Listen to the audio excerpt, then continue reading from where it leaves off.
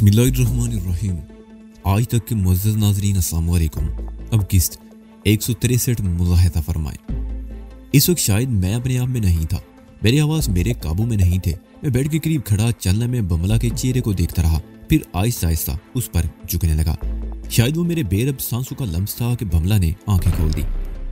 उसकी नजरें मेरे चेहरे पर कुछ टटोल रही थी, आंखों में खुमार भरा हुआ था। उसके होंठों पर बड़ी दिलफरेब मुस्कुराहट आ गई और उसने दोनों हाथ ऊपर उठा दिए और इससे पहले कि मैं पटरी से उतर जाता, खनकते हुए नकरई कैकों की आवाज मुझे होश में ले आई। जानकी और रूमती के कैकों की आवाज हाल की तरफ से आई थी। मेरे दिमाग में धमाके होने लगे, पूरे जिस्म में सनसनी की लहरें दौड़ने लगी। मैं एक झटके से सीधा हो गया और तेज कदम उठाता हुआ बाथरूम में घुस गया। मेरा दिमाग बुरी तरह सुलग रहा था, सीने में भी जैसे अंगारे भर गए थे। मेरे कपड़े जैसे अपने जिस्म से नोच कर फेंक दिए और शावर खोल दिया और फिर उसी वक्त कमरे से रूपमती के हंसने की आवाज सुनाई दी और रूपमती और जानकी कमरे में आ गई। मैं देर तक शावर से बरसती हुई ठंडे पानी की फुहार के नीचे खड़ा सोचता रहा कि मुझसे ये हमाकत क्यों सरजद होने चाह रही थी। मैं बमला को देखकर इतना बेकाबू क्यों हो गया था, मुझे अपने आप पर इख्तियार क्यों नहीं रहा था। बमला ने मुझे अपने ऊपर झुके हुए देख लिया था, वो मेरे बारे में क्या सोचती होगी। बाथरूम के दरवाजे पर दस्तक की आवाज सुनकर मैं चौंक गया। उसके साथ ही रूपमती की आवाज सुनाई दी, श्रीमान जी अब जल्दी से बाहर आ जाओ, नाश्ता ठंडा हो जाएगा। मैं कुछ देर और शावर के नीचे खड़ा रहा, फिर तौलिए से रगड़कर अपना बदन खुशक किया और कपड़े पहनकर बाहर आ गया। उस वक्त कमरे में कोई नहीं था। मैंने इत्मीनान का सांस लिया, चलना मैं वहीं खड़ा रहा, फिर बाहर आ गया। वो तीनों डाइनिंग टेबल पर बैठी मेरा इंतजार कर रही थी। मुदरी ने मुझे किचन की खिड़की से देखा और उसके 2-3 मिनट बाद मेज पर नाश्ता लगा दिया। बमला मेरे सामने बैठी हुई थी, उसके होंठों पर बड़ी दिलफरेब मुस्कुराहट थी। मैं उसकी तरफ देखने से गुरेज करता रहा। इस वक्त 11 बज रहे थे। नाश्ते से फारिग होकर वो तीनों वहीं बैठी बातें करती रही और मैं उठकर लॉन में आ गया। आसमान पर बादल थे और मौसम बड़ा खुशगवार था। मैं डॉक्टर श्याम सुंदर के कत्ल के बाद पैदा होने वाली सूरत-ए-हाल पर गौर कर रहा था। रामू 2 मरतबा मुझसे पिट चुका था। वो अपने आप को बहुत बड़ा बदमाश समझता था। उसके नाम की दहशत थी। आज तक शायद किसी ने उसके सामने नजरें उठाने की जुरात भी नहीं की थी।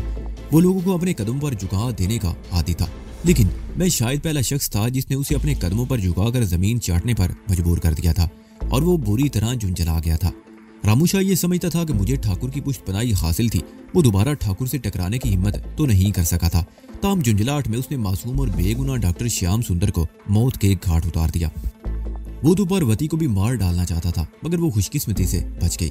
रामू ने शायद ये सोचा होगा कि श्याम सुंदर के कत्ल के बाद ठाकुर मेरी पुष्ट से हाथ हटा लेगा, मगर उसका अंदाजा गलत निकला। ठाकुर कोई मामूली आदमी नहीं था कि इस मामले को नजरअंदाज कर दिया जाता। इसकी पुष्ट पर भी राजस्थान के कई साबिक राजे महाराजे और दीगर कई आला शख्सियात थी। उन्हीं के दबाव से इंतजामिया की पूरी मशीनरी हरकत में आ गई थी और शहर भर की पुलिस ने उसकी तलाश में छापे मारना शुरू कर दिए थे। उसके कई गुर्गों को पकड़कर सलाखों के पीछे बंद करना शुरू कर दिया था। दूसरी तरफ ठाकुर भी जख्मी शेर की तरह बिखरा हुआ था। मेरी तरह उसके सीने में भी बदले का लावा खोल रहा था। सुना यही था कि रामू पहले सरेआम कत्ल जैसी संगीन वारदातें करने के बाद भी आज़ादी से दंदनाता फिरता था, लेकिन शायद ये पहला मौका था कि वो इस तरह भागा फिर रहा था और उसे छुपने की जगह नहीं मिल रही थी। मैं इस सूरत-ए-हाल पर गौर करता रहा और फिर मेरी देनी रूह बहक गई। अब मैं बमला के बारे में सोचने लगा। मेरी जिंदगी में कई ऐसी लड़कियां आई थी, मगर मैंने किसी के लिए दिल में कसक महसूस नहीं की थी। किसी के लिए दिल में इतना मुस्तरिब और बेचैन नहीं हुआ था। जानकी और रूपमती भी लाखों में एक थी। लोग इन्हें देखकर गहरे सांस भरते थे। वो दोनों मुझे अजीज थी। इन दोनों के लिए मेरे सीने में तड़प थी, मगर वो बात नहीं थी कि मैं उन्हें देखकर सड़क शाप आजकों की तरह गहरे गहरे सांस भरने लगता। लेकिन न जाने क्या बात थी कि आज सुबह बमला को देखने के बाद मैं बेअकल सा हो गया और अपने आप में अजीब सा इज़्तिराब महसूस करने लगा था। बमला में ऐसी क्या बात थी जो मेरे हवास पर छाई चली जा रही थी। मैं ये सब कुछ सोच रहा था कि उन तीनों को बरामदे वाले दरवाजे पर बरामद होते देखकर मेरे ख्यालात मुंतशिर हो गए। वो तीनों मेरे पास आकर घास पर बैठ गई। मैं भी कुर्सी छोड़कर नीचे आ गया। मेरा वो दिन बड़ी बेचैनी और इज़्तिराब की कैफियत में गुजरा। मैं बमला का सामना करने से गुरेज कर रहा था, मगर वो मुख्तलिफ हीलों बहानों से बार बार मेरे सामने आ रही थी। उसकी आंखों की चमक और होंठों पर खेलने वाली दिल फरेब मुस्कुराहट से मेरे दिल की धड़कन बेकाबू हो जाती। रूपमती ने यह बात महसूस कर ली थी। हो सकता है जानकी ने भी नोट किया हो, लेकिन उसने अपनी बातों या चेहरे के तासरात से इसका इजहार नहीं होने दिया। अलबत्ता रूपमती अपने आप पर काबू नहीं रख सकी। एक मौके पर मुझे अकेले पाकर वो शौक नजरों से मेरी तरफ देखते हुए बोली, क्या बात है, ये हसीन तितली सुबह से तुम्हारे गिर्द मंडला रही है। कौन? मैं गड़बड़ा सा गया। कौन सी तितली? अब ज्यादा बनने की कोशिश मत करो। रूपमती ने मेरी बात काट दी। मैं बमला की बात कर रही हूँ और मैंने ये भी देखा है कि वो जब भी तुम्हारे करीब आती है तुम्हारे चेहरे का रंग बदल जाता है। मेरे दिल की धड़कन तेज हो गई। रूपमती बड़ी गाग थी, उसने सब कुछ ताड़ लिया था। मैंने बात को टालने की कोशिश की, मगर वो आसानी से पीछा छोड़ने वाली नहीं थी। बातों ही बातों में मुझसे कुछ उगलवाने की कोशिश करती रही, लेकिन मैं भी संभल गया था और फिर जानकी के आ जाने से मौजू बदल गया। ठाकुर सुबह 8 बजे ही चला गया था और मेरे लिए ये पैगाम छोड़ गया था कि मैं रात 10 बजे होटल पहुंच जाऊं। रात 9 बजे के करीब हमने खाना खा लिया। शंकर मुझे रूपमती की पिजेरो पर मेन रोड तक छोड़ गया, जहां से मुझे एक ऑटो रिक्शा मिल गया और मैं पौने 10 बजे के करीब रेस्टोरेंट पहुंच गया। ठाकुर काउंटर के पीछे मैनेजर के पास बैठा हुआ था। मैंने रेस्टोरेंट में दाखिल होकर इधर उधर निगाह दौड़ाई और दरवाजे के करीब ही एक मेज पर बैठ गया। ठाकुर भी उठकर मेरे पास आ गया। ठीक 10 बजे भगत रेस्टोरेंट के सामने दिखाई दिया। वो शायद अंदर दाखिल होते हुए झिझक रहा था। ठाकुर ने वेटर को इशारे से करीब बुला लिया। उस आदमी को अंदर ले आओ और उसे खाने चाय वगैरह का पूछो और उसे ये भी कह देना कि हमारी तरफ ना आए, अलबत्ता जब हम यहाँ से उठकर बाहर निकले तो हमारे पीछे चलाए। वेटर रेस्टोरेंट से बाहर निकल गया। भगत के करीब रुककर उसने 1-2 मिनट उससे बात की और अपने साथ अंदर ले आया। भगत हमारी मेज के करीब से गुजर गया। उसने हमारी तरफ देखा भी था। वो ज़हीन आदमी था। हमसे शनासाई का इजहार किए बगैर वेटर के साथ आगे निकल गया। इस वक्त होटल में रश था। इस रेस्टोरेंट में हाई जेंट्री के लोग आते थे। भगत जैसे लोगों को तो दरवाजे के करीब भी फटकने नहीं दिया जाता था। गांवों में इस वक्त मर्दों के साथ औरतें भी माकूल तादाद में मौजूद थी। बाज़ लोगों ने तो बड़ी नागवार सी नजरों से भगत की तरफ देखा। वेटर उसे एक खाली मेज पर बिठाकर किचन की तरफ चला गया। भगत ने सिर्फ चाय पर ही इक्तफा किया। चाय पीने के बाद उसने वेटर को बुलाकर बिल देना चाहा तो वेटर ने मुस्कुराकर कुछ कहा।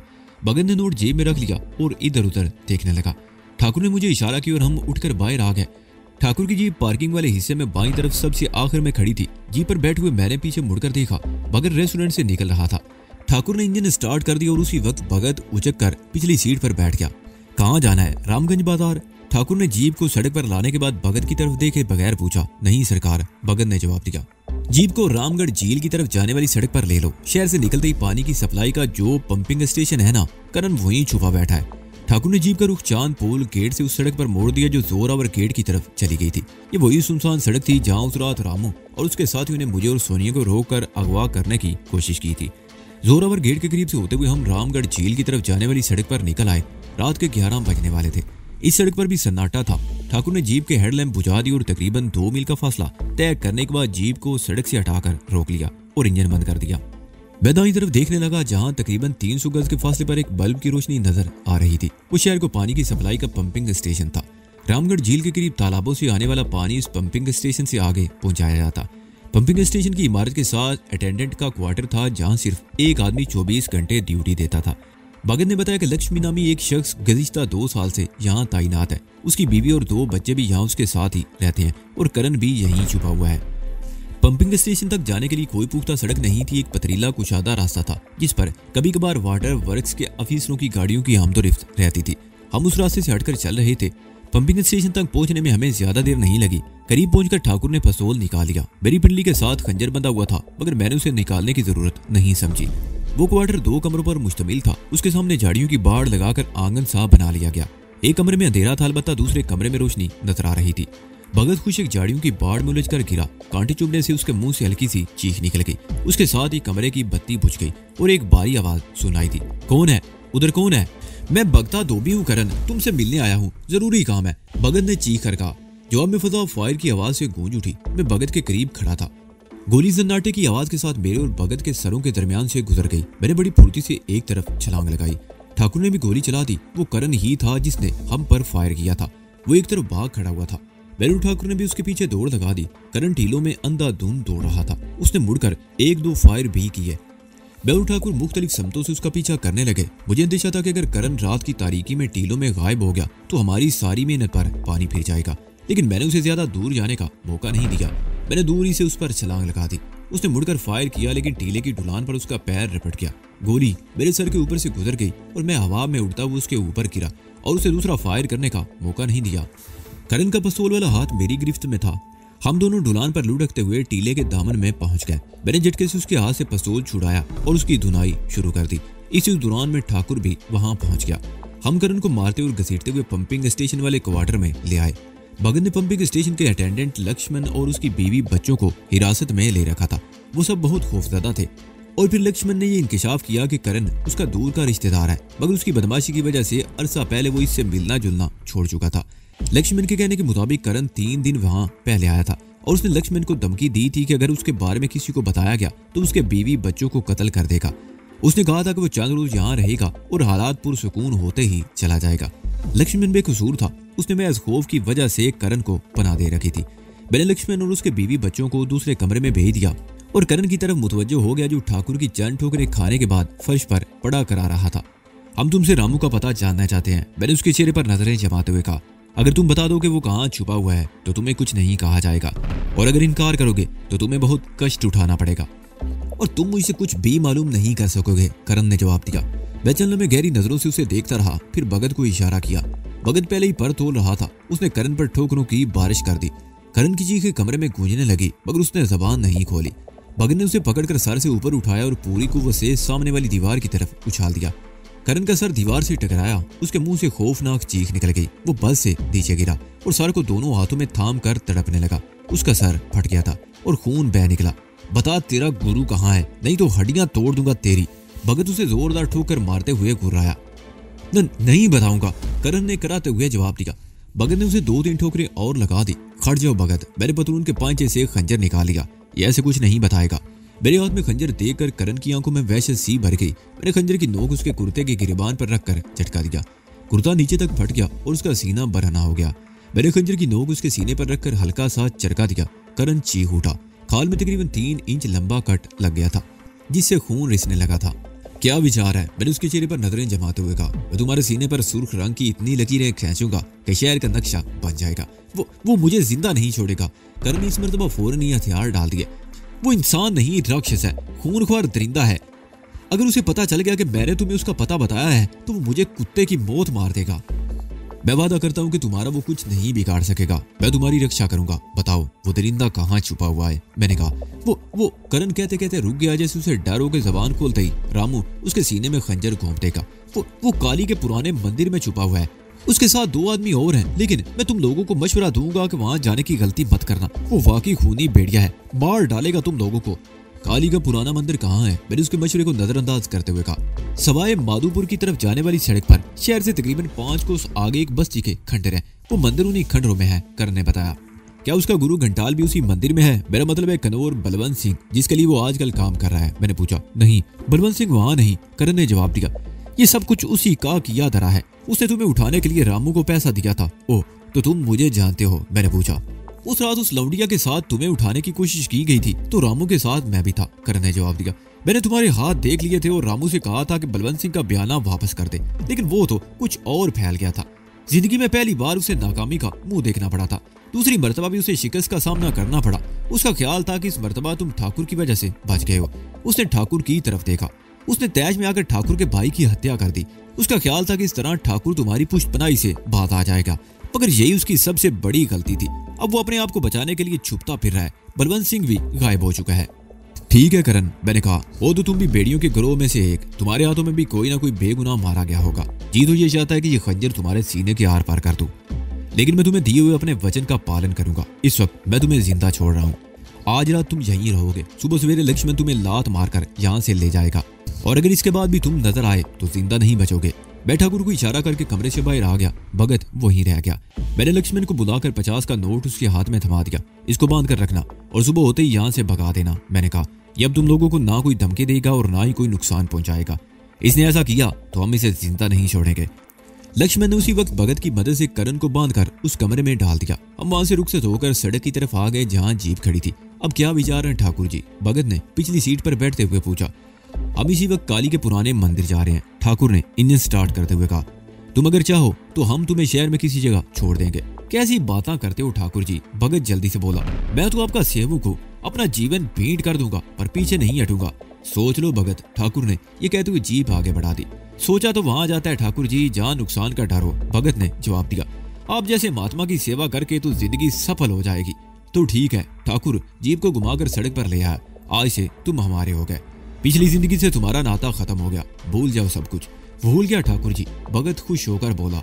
मैंने कल भी भगत की बातें सुनी थी और आज भी उसे देख लिया था। शहर भर के गुंडे रामू के नाम से थर थर कांपते थे, लेकिन भगत उसके खिलाफ जिस तरह खुलकर हमारा साथ दे रहा था वो काबिले तारीफ था और उस पर हर लिहाज से भरोसा किया जा सकता था। जीप शहर की बैरूनी सड़कों पर दौड़ती हुई गोविंद मार्ग, इंडस्ट्रियल रोड और सवाई मान सिंह स्टेडियम के करीब से होती हुई उस सड़क पर आ गई जो रेलवे लाइन के साथ साथ आगे चलती गई थी। आधी रात का वक्त था रात के वक्त शहर से बाहर जाने वाली सड़कों पर किसी किस्म का ट्रैफिक नहीं होता। रेगिस्तान में सफर के दौरान में कदम कदम पर डाकुओं का खतरा रहता था। इस वक्त ये सड़क भी सुनसान थी।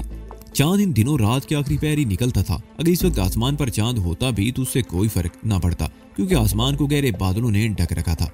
चारों तरफ से मुकम्मल अंधेरा था। हेडलाइट्स की रोशनी से यूं लगता था जैसे हम किसी तारीक सुरंग में सफर कर रहे हों। तकरीबन 4 मील का फासला तय करने के बाद ठाकुर ने जीप की हेडलाइट्स बुझा दी और रफ्तार भी कम कर दी। अब हमारे चारों तरफ अंधेरा था। सड़क के दोनों तरफ रेगिस्तान था, कहीं कहीं टीले भी नजर आ रहे थे। ठाकुर ने रफ्तार मजीद कम कर दी। हम गहरी नजरों से दाईं तरफ देख रहे थे और मिलाकर सड़क से हटकर अंधेरे में किसी तबाहशुदा बस्ती के खंडर दिखाई दिए। ठाकुर ने जीप उसी बस्ती की तरफ जाने वाले कच्चे रास्ते पर मोड़ दी। 300-400 घरों पर मुश्तमिल ये छोटी सी बस्ती कभी आबाद हुआ करती थी। ठाकुर बता रहा था कि इसकी परली यानी दूसरी तरफ मीठे पानी की एक छोटी सी झील थी, जिसके अतराफ में 2-3 मील तक खेती बाड़ी होती थी। नारियल के बागात हुआ करते थे। बड़ा सब्जा था, लेकिन फिर रेगिस्तान ने सब्जे को निगलना शुरू कर दिया। सरसब्ज खेतियां गायब हो गई और रेत इस इलाके में जिंदगी को अपनी लपेट में ले ली गई। और जब मीठे पानी की इस झील को भी रेगिस्तान ने निकलना शुरू कर दिया तो ये बस्ती भी वीरान होने लगी। सिर्फ 40 साल पहले यहाँ जिंदगी थी। जिंदगी के हंगामे थे। मीठे पानी की झील सहरा की रेत में दफन हो गई और जिंदगी यहाँ से रूठ गई। बाद लोग कहते हैं कि इस बस्ती के लोगों ने काली माता को नाराज कर दिया था, जिसने उन पर यह तबाही नाजल कर दी। मुसीबत यह कि लोग हर अच्छी बुरी बात को देवी देवताओं से मंसूब कर देते हैं। ये नहीं सोचते कि जो कुछ हुआ उसकी कुछ और वजूहात भी हो सकती हैं। इस बस्ती ही की मिसाल ले लो। वो चंद लोगों को खामोश हुआ, फिर बोला, रेगिस्तानों में तूफान तो आते ही रहते हैं। हवा पलक झपकने की देर में मनो रेत एक जगह से दूसरी जगह मुंतकिल कर देती है। यहाँ भी कुछ ऐसी ही बात हुई थी। फैलती हुई रेत को रोकने का कोई विचार नहीं किया गया और जब झील रेत में दफन होगी तो उसे काली देवी के अजाब से मंसूब कर दिया गया। हो सकता है अगले वर्षों में यहाँ से रेत उड़ जाने से वो झील फिर नमूदार हो जाए। उस वक्त भी यही लोग कहेंगे कि काली माता ने उन्हें माफ कर दिया। ये जयपुर शहर जब आबाद हुआ तो उस वक्त भी यही मसला था। रेगिस्तान की उड़ती हुई रेत शहर की सड़कों पर जमा हो जाती, रास्ते बंद हो जाते, मकानों की दीवारों के साथ रातों रात रेत के टीले मारते वजूद में आ जाते। वो इस सूरत से निपटने के लिए शहर के गिर्द एक बुलंद दीवार तामीर कर दी गई। रेत का फैलाव रुक गया और शहर महफूज हो गया। अगर ये शहर भी रेत के समंदर में गर्क हो जाता तो इसे भी काली माता का अजाब गिरदाना जाता। ठाकुर खामोश हो गया। उसकी बातों से मैं पहले भी अंदाजा लगा चुका था कि धर्म के मामले में भी वो एतदाल पसंद है।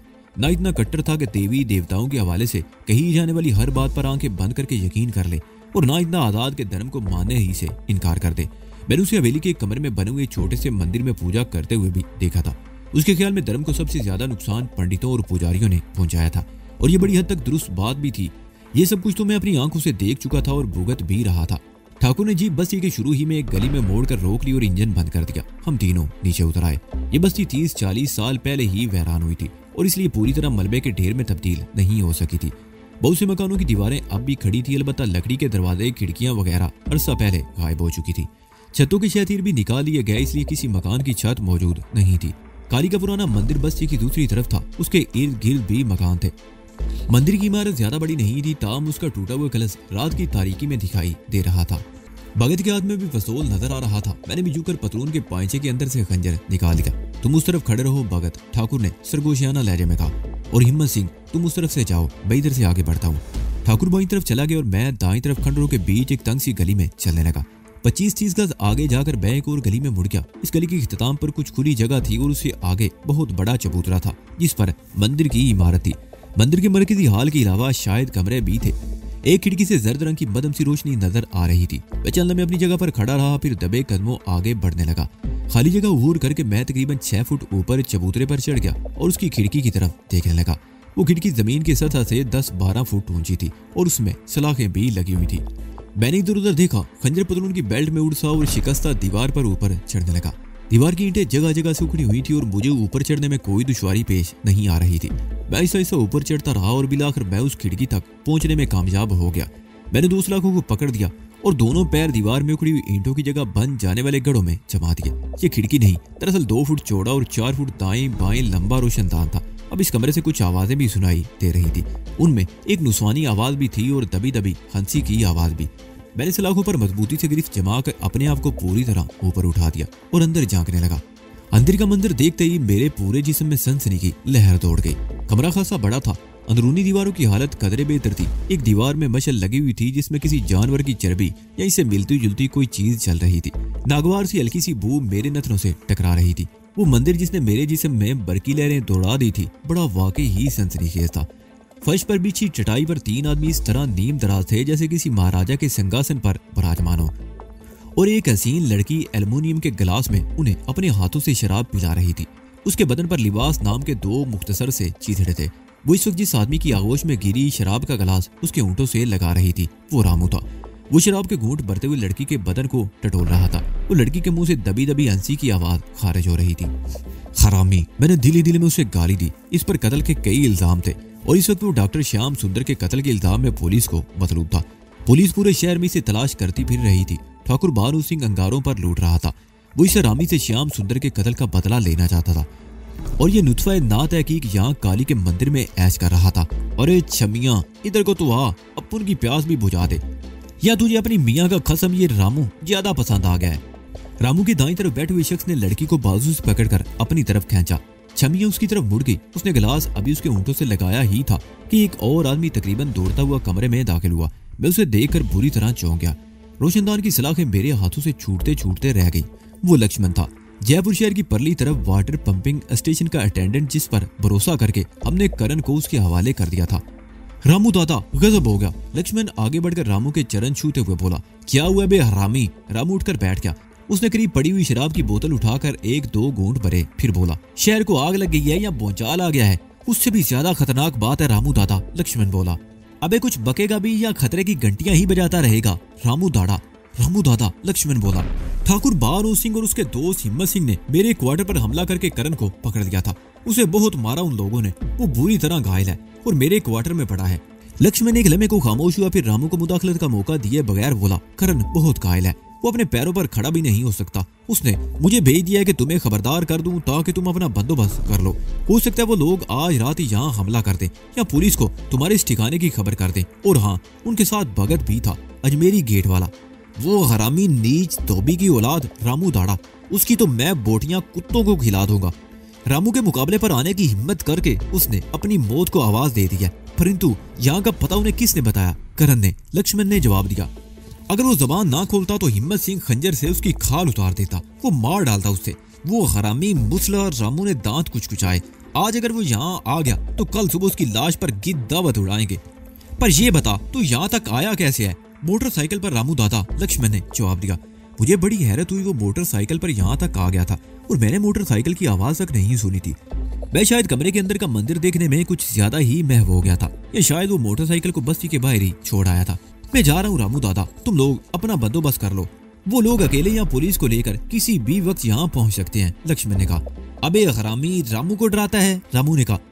अच्छा ऐसा कर, तू इस छमिया को साथ ले जा। चल छमिया, कपड़े पहन ले और इसके साथ चली जा, वरना बेमौत मारी जाएगी। नहीं रामू, अब यहाँ से कोई नहीं जाएगा। दरवाजे की तरफ से ठाकुर की आवाज सुनकर मैं एक बार फिर चौंक गया। रामू और उसके साथी भी उछल पड़े। छमिया के मुंह से तो हल्की सी चीख निकल गई। वो फर्श पर पड़े हुए कपड़े उठाकर एक कोने में दुबक गई और थर थर कांपने लगी। लक्ष्मण की हालत भी उससे मुख्तलिफ नहीं थी। ठाकुर को देखकर वो थर थर कांपने लगा। मैंने तुमसे कहा था ना कि गद्दारी मत करना। ठाकुर उसकी तरफ देखकर घुराया। अगर मुझे वहां शुबा भी हो जाता कि तू इन्हीं के साथ है तो मैं तुम्हें वहीं खत्म कर देता और करण को भी जिंदा ना छोड़ता। लेकिन मेरा ख्याल है कि तुम्हारी मौत ही तुम्हें यहाँ खींच लाई है। मौत तो तुम्हें यहाँ घेर कर लाई है ठाकुर, रामू ने घुराते हुए कहा। मैंने तुम्हें कहा था रामू से पंगा मत लेना, लेकिन तुमने अपने भाई की मौत से भी कोई सबक नहीं लिया। आज तेरा हिसाब भी चुकता कर दूंगा और आज पता चल जाएगा कि तुम भी कितने बड़े बदमाश हो। ठाकुर ने भी घुरा कर जवाब दिया। काली की इस मंदिर को तुम्हारी चीता बना दूंगा। उन दोनों में मुकालमात का तबादला होता रहा। वो बड़े तेज अल्फाज में एक दूसरे पर हमले कर रहे थे। शराब की एक बोतल रामू के पैरों के करीब पड़ी थी और वो अपना सीधा पैर बहुत आहिस्ता आहिस्ता बोतल की तरफ बढ़ा रहा था। मैंने उसकी ये हरकत देख ली, लेकिन कबल इसके कि मैं उसका मकसद समझ सकता, उसने बोतल को पैर से उछाल दिया। बोतल चमगादड़ की तरह हवा में उड़ती हुई ठाकुर के माथे पर लगी। ठाकुर के लिए भी यह हमला बिल्कुल गैर मुतवक्को और अचानक था कि वो करा कर एक तरफ झुका। उसका पिस्तौल वाला हाथ भी ऊपर उठ गया और फिर यूं लगा जैसे जहन्नुम की सारी बलाएं बैक वक्त हरकत में आ गई हूं। रामू और उसके दोनों साथी और लक्ष्मण बैक वक्त चीखते हुए अपनी अपनी जगह से उछले। रामू अपने खंजर की तरफ लपका। लक्ष्मण ठाकुर के करीब था। उसने ठाकुर की तरफ छलांग लगा दी, लेकिन उसी वक्त कमरे की फजा फायर के धमाके और लक्ष्मण की खौफनाक चीख से गूंज उठी। कमरे की दूसरी तरफ खिड़की से चलाई जाने वाली गोली उसकी पुश्त में लगी और वो डकराता हुआ ढेर हो गया। मैंने चौंक कर उस तरफ देखा। वो खिड़की तो मैंने पहले भी देखी थी, मगर ज्यादा तवज्जो नहीं दी थी। उस खिड़की में भी सलाखें लगी हुई थी और उसकी दूसरी तरफ भगत धोबी का चेहरा दिखाई दे रहा था। उसका पिस्तौल वाला हाथ सलाखों के अंदर था। रामू के दोनों साथियों में से एक ठाकुर से टकरा चुका था। ठाकुर सर पर लगने वाली बोतल की जरब से अभी पूरी तरह संभल नहीं सका था। वो बदमाश पूरी को वो सेठ ठाकुर से टकराया था। वो ठाकुर लड़खड़ाता हुआ दीवार के साथ टकरा गया। उसके हाथ से पिस्तौल भी छूट गया। उस बदमाश ने अरना भैंसे की तरह टकराते हुए ठाकुर के सीने पर जोर से टक्कर मारी। ठाकुर बिलबिला उठा। ठाकुर अपना खंजर उठाने के लिए झुका ही था कि खिड़की की तरफ से एक और फायर हुआ। गोली रामू के हाथ पर लगी। उसकी छोटी उंगली उड़ गई। वो उछलकर पीछे हट गया और जोर जोर से हाथ झटकने लगा। खून के छींटे चारों तरफ उड़ने लगे। तुम अपनी जगह से हरकत नहीं करोगे रामू, भगत चीखा। अब अगर तुमने हरकत की तो दूसरी गोली तुम्हारी खोपड़ी में लगेगी। रामू बेड़ी की तरह गुर्रा कर रह गया। रामू का दूसरा साथी भी ठाकुर से भिड़ गया था। वो ठाकुर को गिरफ्त में लेने की कोशिश कर रहे थे, मगर ठाकुर भरपूर अंदाज में मुजाहमत कर रहा था। खिड़की में खड़ा हुआ भगत चीखा, ठाकुर से दूर हट जाओ वरना गोली मार दूंगा। मगर उन दोनों पर कोई असर नहीं हुआ। कमरे की फजा एक बार फिर फायर की आवाज से गूंज उठी। भगत ने हवाई फायर कर दिया। मेरा ख्याल था कि फायर की आवाज सुनकर वो दोनों ठाकुर से अलग हट जाएंगे, मगर ऐसा नहीं हुआ। वो इस तरह ठाकुर से उलझे हुए थे कि भगत बराह रास्त गोली नहीं चला सकता था, क्योंकि इस तरह ठाकुर के भी जद पर आ जाने का अंदेशा था। भगत ने एक बार फिर चीखते हुए ट्रैकर दबा दिया। इस मर्तबा फायर नहीं हुआ। स्टिक की आवाज उभर कर रह गई। या तो उसका पिस्तौल खाली हो गया था या किसी और वजह से गोली नहीं चली थी। रामू एक बार फिर अपने खंजर की तरफ लपका। इस मर्तबा उसे कोई रुकावट पेश नहीं आई। मेरे लिए अब तमाशाई बने रहना मुमकिन नहीं था। मैंने ठाकुर की तरफ देखा। वो बड़ी बेजिगरी से उन दोनों का मुकाबला कर रहा था। डटे रहो ठाकुर, मैं आ रहा हूँ, मैंने चीख कर कहा। रामू खंजर उठाने के लिए झुका हुआ था। मेरी आवाज सुनकर उसने ऊपर देखा। वो उस वक्त रोशनदान के सामने से हट गया। मैं रोशनदान की सलाखों को पकड़े हुए नीचे लटक गया। टटोल कर एक पैर जरा नीचे वाली दीवार के खड्डे में जमाया। सलाखों को छोड़कर दीवार की टूटी हुई ईंटों पर गिरफ्त रखी और आहिस्ता आहिस्ता नीचे उतरने लगा। दीवार पर चढ़ना तो आसान साबित हुआ, लेकिन नीचे उतरना खासा मुश्किल था। मैंने तकरीबन 8 फुट की बुलंदी से छलांग लगा दी और उठकर मंदिर के दरवाजे की तरफ दौड़ा। कमरे में गुमसान कारण बचा हुआ था। वो दोनों गुंडे तो अब भी ठाकुर से गुथम गुथा थे और भगत धोबी रामू से भिड़ा हुआ था। भगत ने उसका खंजर वाला हाथ पकड़ रखा था और अपना हाथ छुड़ाने की कोशिश करते हुए रामू के मुंह से गलीज गालियों का गटर उबल रहा था। मैंने उन दोनों गुंडों में से एक को, जो ठाकुर से गुथम गुथा थे, बालों से पकड़कर खींच लिया और उसके चेहरे पर ताबड़तोड़ कई घूंसे रसीद कर दिए। वो बिलबिलाता हुआ कमरे के कोने में छमिया के करीब जा गिरा। छमिया के मुंह से चीख निकल गई और वो उछलकर पीछे हट गई। रामू ने भगत की टांग में अड़ूंगा लगाकर उसे गिरा दिया और खंजर लहराता हुआ ठाकुर की तरफ लपका। मैं उसके रास्ते में था। मैंने बड़ी फुर्ती से उसकी टांग में टांग फंसा दी। वो लड़खड़ाता हुआ इस तरह गिरा कि उसका खंजर अपने ही साथी की पुष्ट में बेहोश हो गया, जो ठाकुर को रगीत रहा था। कमरा उस शख्स की भयानक चीख से गूंज उठा। रामू भी वैसे ज़दा हो गया। उसने एक झटके से हाथ पीछे खींचा तो खंजर बाहर आते ही उस शख्स की पुष्ट से खून की धार बह निकली। रामू पलटकर वैश्याना अंदाज में मेरी तरफ लपका। उसने खंजर से भरपूर वार किया था, लेकिन मैंने कलाई पर उसका वार रोका और दूसरे हाथ से उसके पेट पर जोरदार घुंसा रसीद कर दिया। वो चीख कर दौड़ा हुआ तो मैंने उसके बाजू पर चोप रसीद कर दिया, जो मेरी गिरफ्त में था। इस मर्तबा वो ज़िबा होते हुए बकरे की तरह बिलबिला उठा। खंजर उसके हाथ से छूटकर नीचे गिर गया। मैंने उसकी टांगों के बीच घुटने से जोरदार ठोकर मारकर छोड़ दिया। वो चीखता हुआ पीछे उलट गया। ठाकुर अब संभल चुका था। उसकी पेशानी से खून बह रहा था, होंठों से भी खून रिस रहा था, लेकिन उसकी परवाह किए बगैर रामू पर पल पड़ा और उस पर ठोकरों की बारिश कर दी। दूसरी तरफ भगत धोबी ने उस बदमाश को दबोच रखा था जिसे मैंने छमिया के करीब गिराया था। भगत इत्मीनान बख्श तरीके से उसकी ठुकाई कर रहा था। मैं दोबारा रामू की तरफ मुतवज्जो हो गया। रामू अब मेरे और ठाकुर के दरमियान फुटबॉल बन गया था। कभी मैं उसे ठोकर मारता और कभी ठाकुर उसे गूंसा रसीद कर देता। रामू एक लात खाकर दरवाजे में गिरा और फिर दूसरे ही लम्हे उसने उठकर बाहर की तरफ दौड़ लगा दी। मैं भी उसके पीछे ही लपका। मंदिर के हाल में पहुंचकर रामू ने अचानक ही पलटकर लात चला दी। उसकी ठोकर मेरी पिंडली पर लगी और मैं कराता हुआ गिर गया।